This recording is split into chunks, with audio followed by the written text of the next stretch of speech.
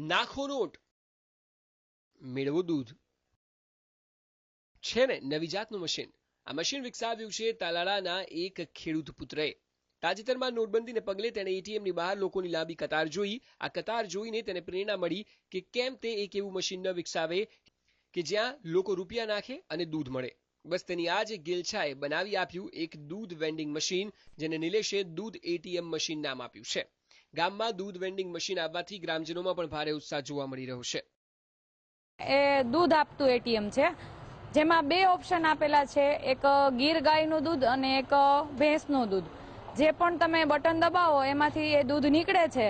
અને અમારા લેડીઝ માટે એક બહુ સારું દ્રષ્ટિકોણ છે કે જે લેડીઝને કોઈ પણ બૈરાઓને જે પણ દૂધ જોતું હોય એ મળી રહે છે અને આપણા ટાઈમે મળી રહે. 10ની નોટ નાખીએ તો 10 રૂપિયાનું મળે, 20ની નાખીએ તો 20નું, 50ની, એમ 100 સુધીનું અમને દૂધ મળી રહે છે. અને સીધી રીતના નોટ નાખવાની, જે તે બટન દબાવીએ તે પ્રમાણે અમને દૂધ આપે છે આ એટીએમ. એવું છે. અને બીજું કે એક આનંદની વાત છે કે જરૂરિયાત પ્રમાણે જે જેને જોઈએ તે પ્રમાણે દૂધ અમને સહેલાઈથી મળે છે. ક્યારેય પણ દુકાનદારની જરૂર પડતી.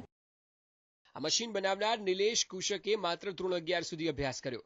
કંઈક અનોખું કરવાની માનસિકતા ધરાવતા નિલેશ બાદમાં ખેતીકામમાં જોડાઈ ગયા. જોકે નોટબંધી બાદ ચારે બાજુ એટીએમની ચર્ચા સાંભળીને નિલેશે ઇન્ટરનેટના મદદથી કેનેડાનું સોફ્ટવેર મંગાવ્યું અને શોધ થઈ આ દૂધના એટીએમની. આ રીતે દિવસ દરમિયાન 2000 થી 2500 રૂપિયાનું દૂધ ગ્રાહકો ખરીદે છે.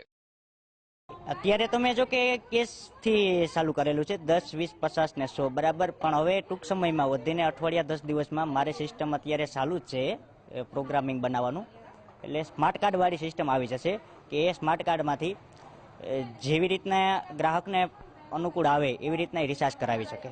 એ સિસ્ટમ આમાં મારે બેસાડવાની છે, પણ અઠવાડિયા 10 દિવસની વાર લાગે.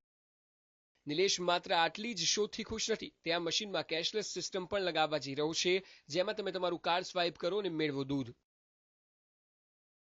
નોટબંધીએ ભલે લોકોને નોટો મેળવવામાં મુશ્કેલી ઊભી કરી હશે, પરંતુ આ જ નોટબંધીને કારણે એક નવી શોધ ચોક્કસ થઈ છે. યોગેશ જોશી, ગીર સોમનાથ, TV9.